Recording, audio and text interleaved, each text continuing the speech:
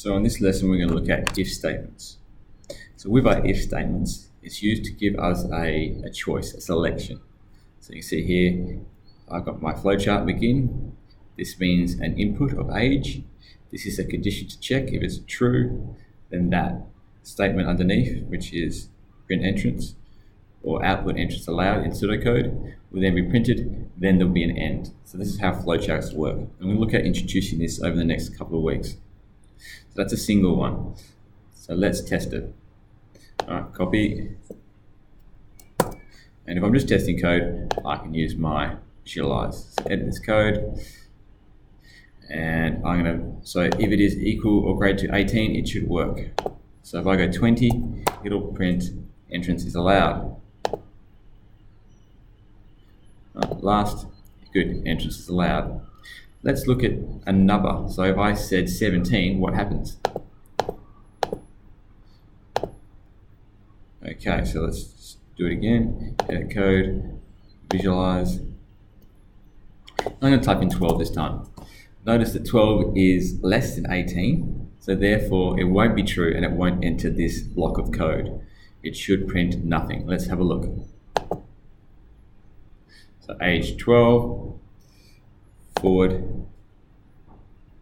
All right, and you can see there I've ended and nothing's printed because it's been false and it's just skipped through the lines. Let's try a multi-way or a two-way if by coming back in here, going down, and you can see this time if it's false, something gets achieved, isn't it? And if it's true, something's achieved. So this is called a two-way if. So if this condition is met, age greater than 16 and age greater than 65, then the price is changed to 35. Else it's always 20, and then I end it, and then it's output. So this is pseudocode, remember? So that's like the fake code, and this is the real code here, which we're going to check. Okay?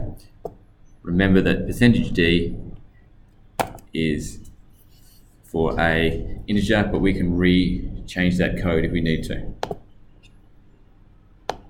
So delete, paste, and let's view it, see what occurs. So age, let's make sure it's true this first time, 25, because that's between 16 and 65. Submit. Let's check it. Forward.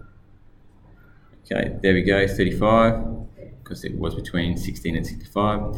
Then it will skip out and not do the else because we've already got the true condition. And I'll just go straight to printing. Good. The price will be $35. Let's run it one more time, and I will change it to the false condition. So let's make it 12 again. So submit. Age is 12. This will be false, so it will skip this, go to the else, and enter this line here. And that's because 12 is not greater than 16 or less than 65. And when I print, though, this time, it will print out using the 20. Good. So you can see the difference between the single if and the two-way if.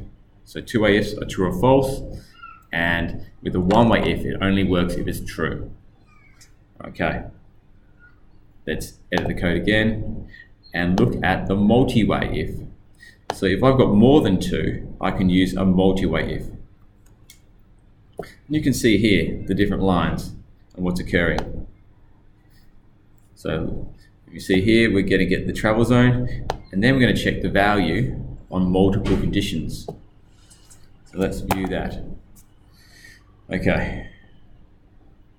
This is a little harder, but very valuable to use. So travel zone equals integer, and whatever gets put in is going to be assigned to travel zone. I'm going to visualize it. I'm going to put in 3. So what you'll notice is, when we go forward, it will go and check if it's 1 equals 1. So that's the equivalent mean. So that means that if travel zone is 1, and then that is 1, it's both true. So it's called equivalency, it's not equals. All right, so the equals 1 here assigns, this one checks to see if they're the same. Travel zone is 3, so this one will skip. It'll check to see if it's 2, it's not.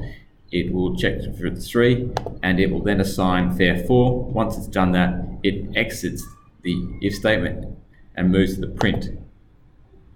And now it will print out the following message. The trip cost $3. Now, you can see here, if my travel zone is larger than 4, it will always be 8. Let's test that. Visualize. I will say I'm traveling through 6 zones of traffic. Submit.